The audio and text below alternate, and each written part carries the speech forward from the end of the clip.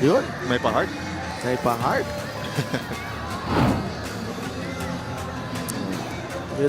Almost a jam-packed venue here. Daming tao. I'm sure marami pa sa labas. It's been quite an evening for Quezon. They've started out strong. Went on a 5-minute scoring drought in the second quarter. Pero, they're back on track. Quezon, one of the top defensive teams in the league and top three-point shooting team in the league, and the points allowed and the three-point shooting evident in this ball game, Andre. And I think that's what makes Quezon really a great team. Is ano yung kinagalingan nila sa defense. They're as equally as great on the offensive end. As we mentioned, both very good defensive teams. 2 and 5 respectively, talking about the points allowed. But on the other side, on the offensive end, you're gonna see that the Quezon Huskers, #1 in 3 points, and the other facets of the offensive game where they're always top 5 in that category. He's getting chippy down below there.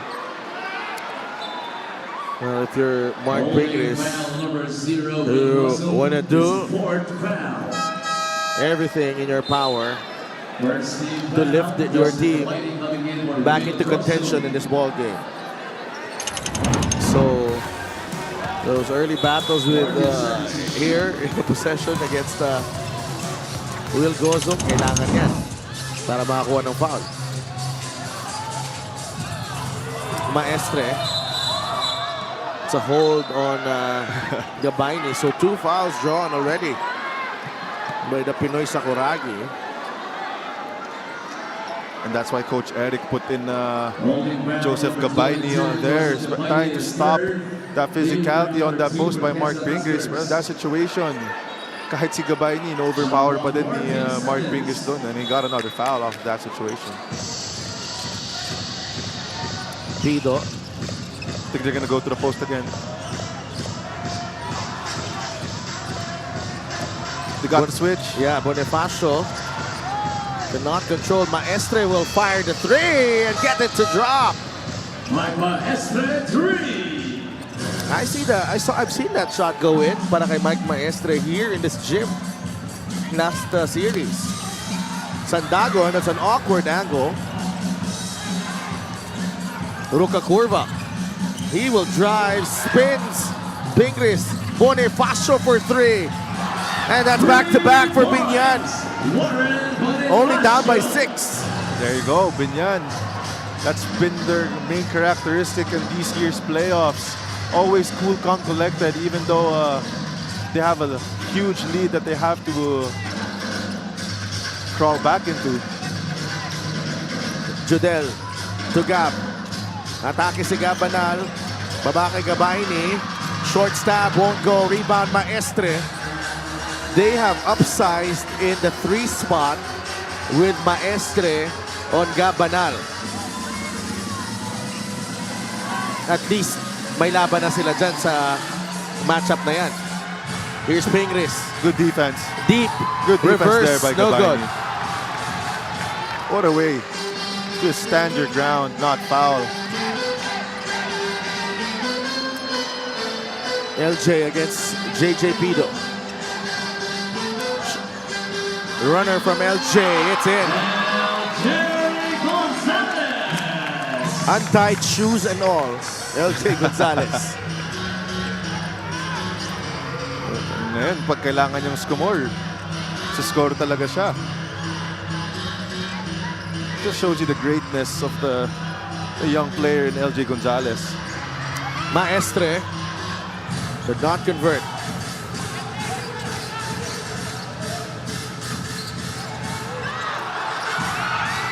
That won't go for LJ Gonzalez. Pingris is open.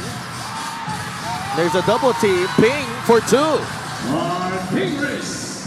Ibang klase itong BIÑAN. 5 points para kay Mark Pingris. They are just a tough nut to crack. Yeah. They're never gonna go away, regardless of how big your lead is.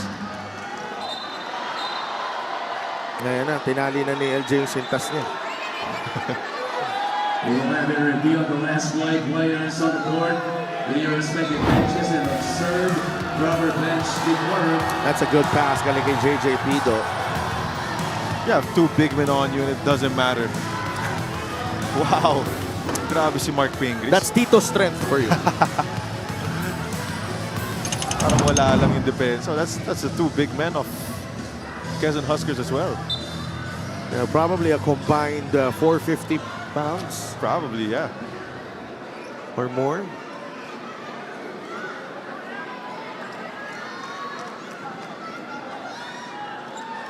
Well, the number 77, JJ Pido, is second. Is a double warning on JJ Pido and Julio Fuentes for unsportsmanlike behavior. Judel, not happy with that extra touch. This Mabuho is Galing replacing kay Whiting. JJ Pido. You know, JJP does a knack of really getting in the heads of his opponents. Oo, lalo na sa game na to. With Judel Fuentes really playing so well. Napapangiti na nga lang din si Judel, no? Biruan na lang yan si Mark Pingris. May ano pa eh. Nakisali pa sa usapan.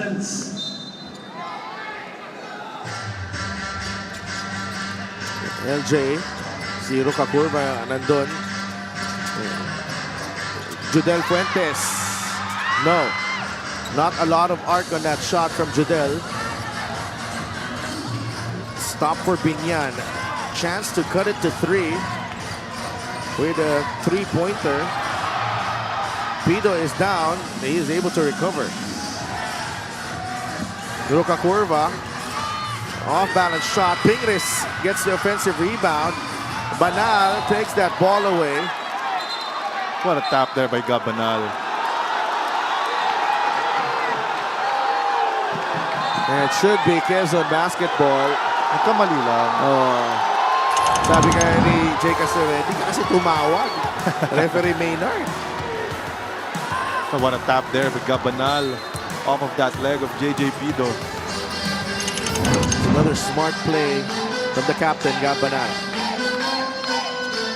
LJ to Gab. Should be big. No. Rebound Maestre. Saves it to Ruka Curva. 6 minutes remaining. 6-point game. Maestre. They can go to that post. Single coverage. Ping. There's a double team. Bonifacio attacks. Leaves it for Pingris. That's a foul on Sandagon. Third team foul for Quezon. Hey, man, you gotta love the big-to-big connection there. Very, very patient here. Good. What a pass there by Warren Bonifacio. Good slide by Magbuhos, no, para mapigilan yung teardrop ni Warren. 14 seconds to shoot.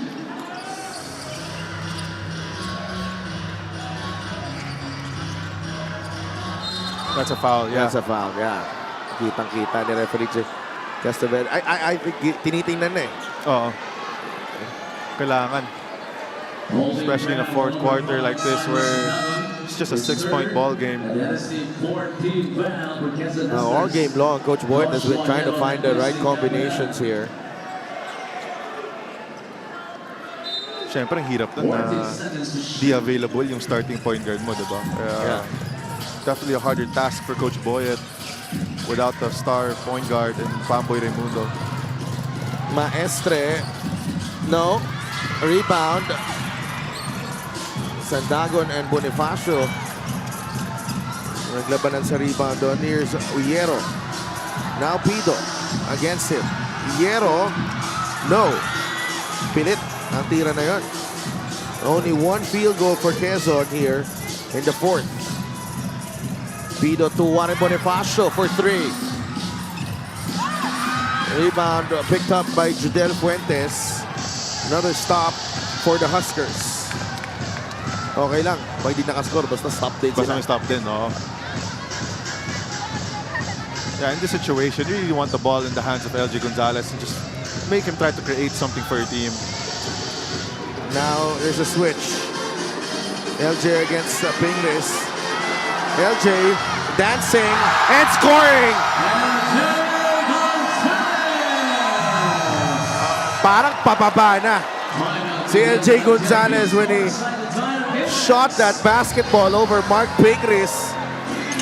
Had some hang time. They were hunting for Pingris on the ball screen, and LJ does the rest. They also got a damp up from Mark Pringles after hitting that shot. Just a sign of respect from the veteran. What a series of crazy moves here for LJ Gonzalez to make a tough basket over a basketball legend in the Pinoy Sakuragi, Mark Pingles. Timeout BIÑAN. They're down by 8.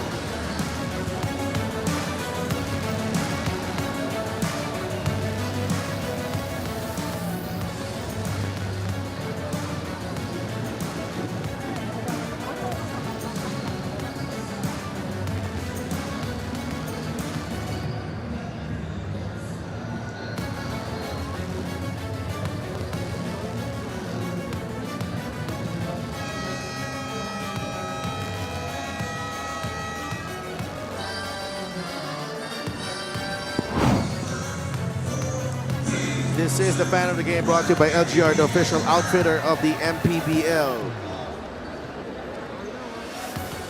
All smiles here from the fans of Quezon Huskers. Especially after a shot like that from one of your star players in LJ Gonzalez. Commissioner Kenneth Duremdes, si Tita Malu and Tito Ansel. Nandyan din. Yung parents ng ating mutya. Ay, oo nga. Diba? 6 points, 8 rebounds, and 5 assists. Just a normal day in the office for LJ Gonzalez. Yeah, definitely. Just another day at the office. Yung ganyang statistics na napupuno talaga ni LJ Gonzalez yung stat sheet, expected mo na yun. So na bigla ito Quezon dito.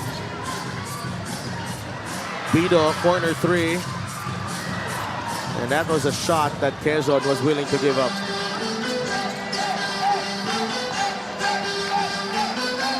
Ganda rin yung paggulat nila doon, no? Sabihin niya. Biglang sona. They're trying to get that switch again on Mark Pingles. Gonzalez nag-cut si Jodel. Piero, shot clock winding down. LJ misses the 3. Roca Curva will fly. Blocked by Magbuhos! Wow. And that's a game. Those are game-winning plays. Talking about the defense of Vince Magbuhos. He's been having a lot of those basket-saving moves.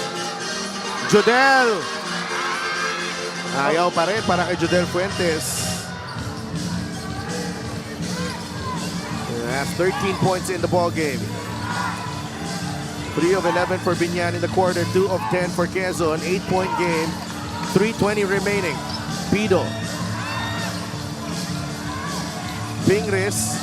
Bonifacio for 3. Yes! Warren Bonifacio, 3! A big-time shot from Warren Bonifacio. Coach Eric calls timeout. That shot has been available for Warren kanina pa. He has just picked his spots in this game. But here, this is the assist of the game powered by 747 Live. Dito ka sa legit. And Warren Bonifacio coming alive, keeping BIÑAN within striking distance here in game number 1. 5-point lead for Quezon, 3:06 remaining.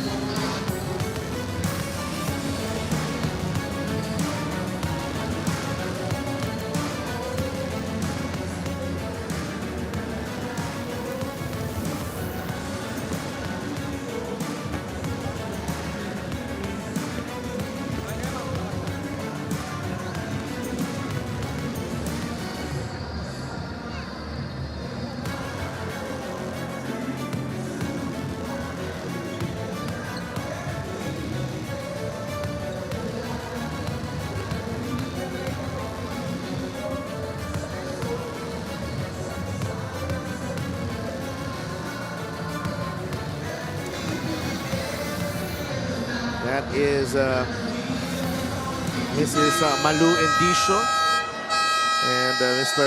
Ansel Indicio, the parents of Andrea Indicio or Mutia. Wala si Miss Mutia sa pwesto niya. Baka nandun sa mga sahate. Ngayon, pabalik pa lang. Pabalik pa lang. Sipag talaga. Iba. Game 1 of your South Division Finals. Simon Sandagon getting the better of this matchup against the Pinoy Sakuragi. Pero iba-iba naman ang ginagawa nila para sa kanilang mga koponan. No, of course. The stats don't really give you the whole story. It just gives you a bit of an idea, I would say. And the stats don't show kung ano man yung production na binibigay ni Mark Pingris para sa Binyan. And on the other side as well, syempre, kahit 11 points si Simon Sandagon, there's a lot of plays, winning plays, I would say, na ginagawa niya. What a block. Roca Curva on LJ Gonzalez. That's a second block of Kenny Roca Curva on LJ Gonzalez. Proving a very, very desirable matchup. Parehong hindi tao eh. Parehong Kalahat eh. Parehong robot. Kaya nga eh. Di napapagod.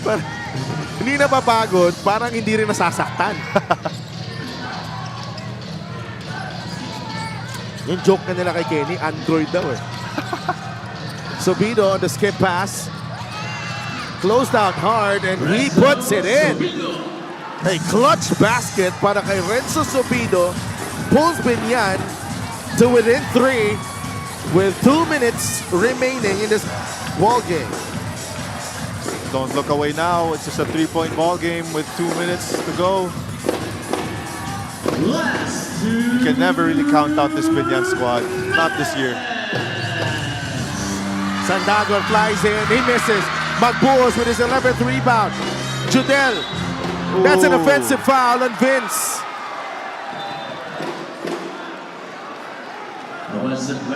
What a way to sound that call also.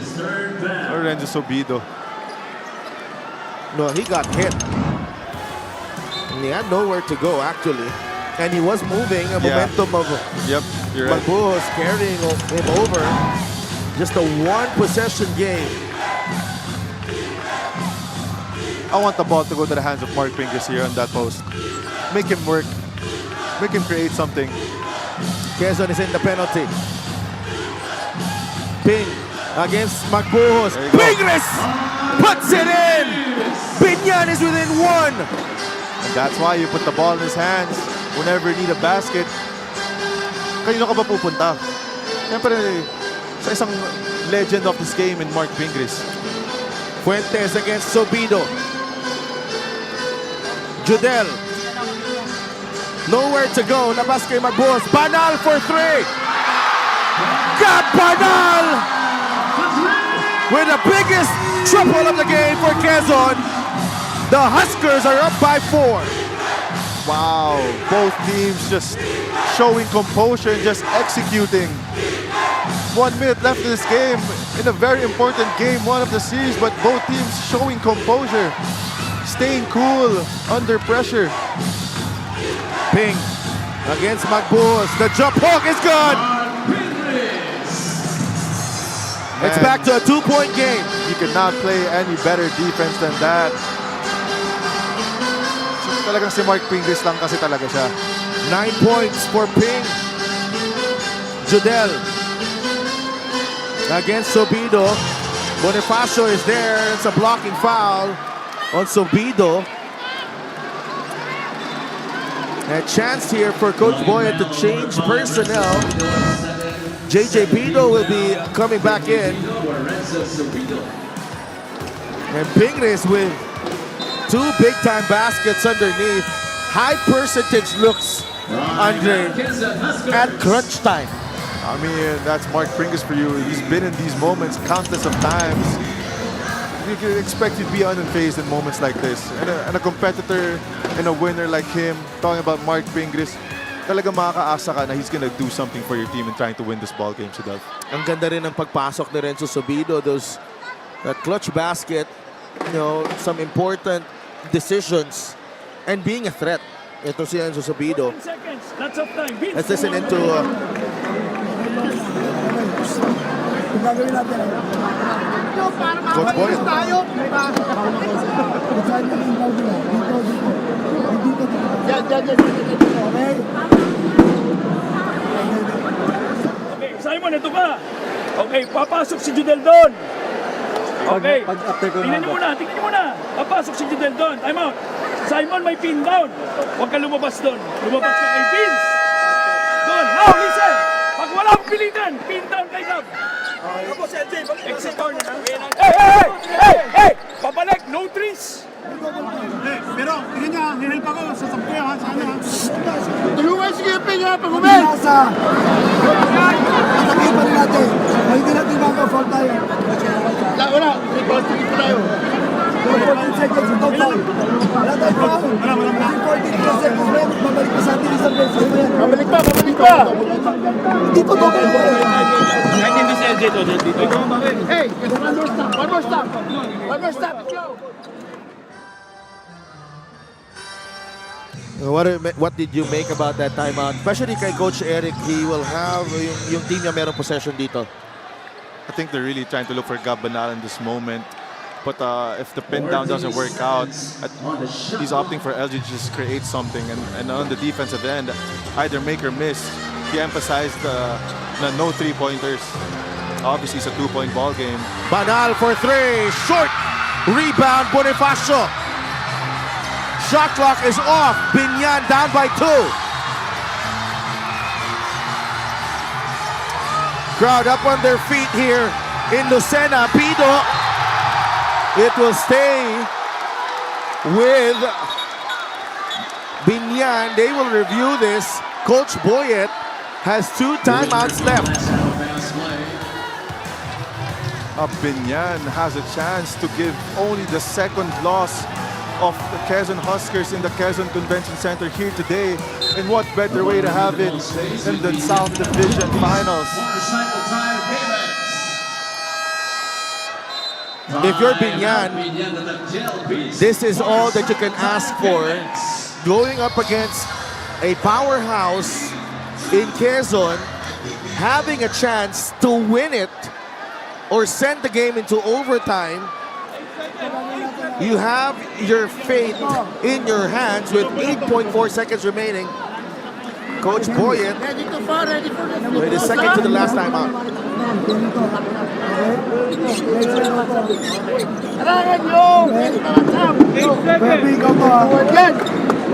Okay? Warren, go. Ikaw to Mike. Mike, go right away here. Okay? Dapat jump. Dito ka. Nelson. 3 for Warren. Warren goes here. Nelson screen for Warren. Tayo, nag-busy sa matchup eh. Okay? Slip ka dito. Okay, ulitin ko. Nelson. Step on the tree. No trees. No foul. No anyone. No help. Hey. Hindi na tayo help. Stay home. Walang help. Come on, let's go.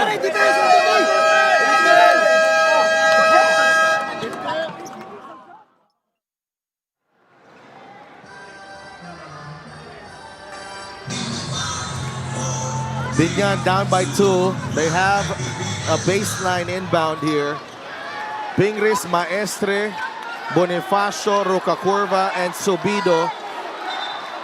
The 5 on the floor. Hierro, Magbuho, Sandagon, Gonzalez, and Banal para sa Quezon.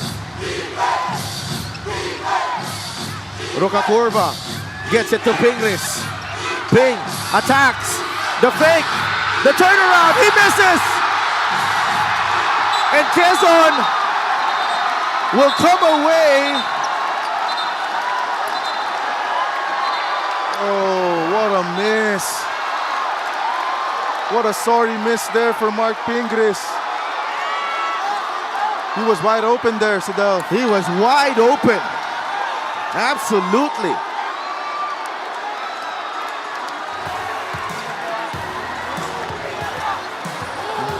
They have, BIÑAN, credit to them, they have given themselves a chance to win it. A beautiful move from Pingris. No finish though.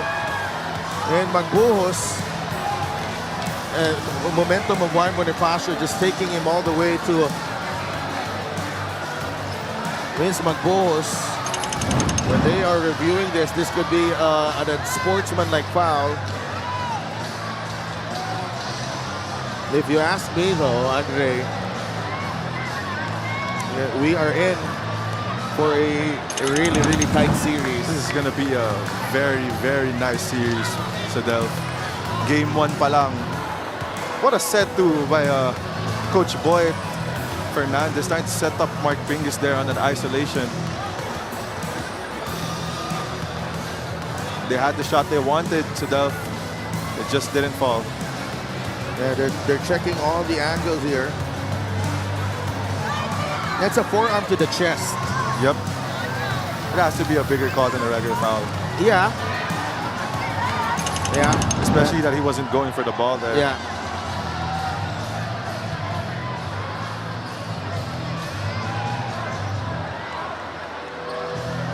It should be.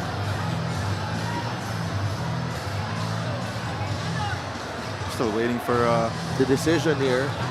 Referees Jovit Ocfemia, Maynard Centeno, and Edmar Avis. I think they also have to check the accurate remaining time on the clock. That as well.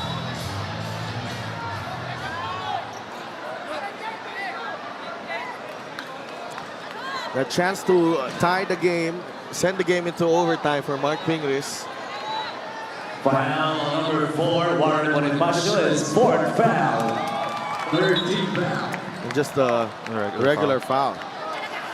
And how many seconds do we have left? Definitely not 4 minutes. Naging 4 minutes bigla. No, 1.1. Additional time left is 1.1 seconds. Si Coach Boyet, ginamayan na yung Quezon. But the problem too here is QUEZON Huskers. BIÑAN still not in penalty. Yeah. So they will run out of time most likely. Yep. But again, Quezon Hindi, pwede naman improve yan. about to get the job done here in game 1. Sabihin mo, El!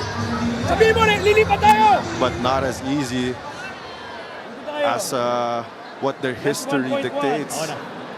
Renzo, ikaw to, Renzo. I would say that Hinay mo, ikaw, waray to, waray to. Hindi ako lang waray to. Waray. Mike. Wala gagawin natin. Hinay mo to. Pag pulas, hinay mo, waray. Hindi ako. Paano po mo? Ang bola. Walang iba ka, kundi umagaw ka. Pag-ano mo, iba tumulang ka. Pare ah. Okay, Vince! LJ, dito ka lang. Vince, dito ka lang. Simon, dito ka lang. So naka-overload tayo rito. Up, tapigin nyo na lang yung bola. Make yourself available. Agis nyo lang. Gab, agis mo lang sa kanila. Most important thing is make yourself available for this inbound. For Quezon.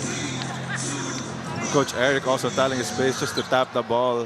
Yeah, kailangan talaga maipasok yung bola lang. Walang 5-second violation.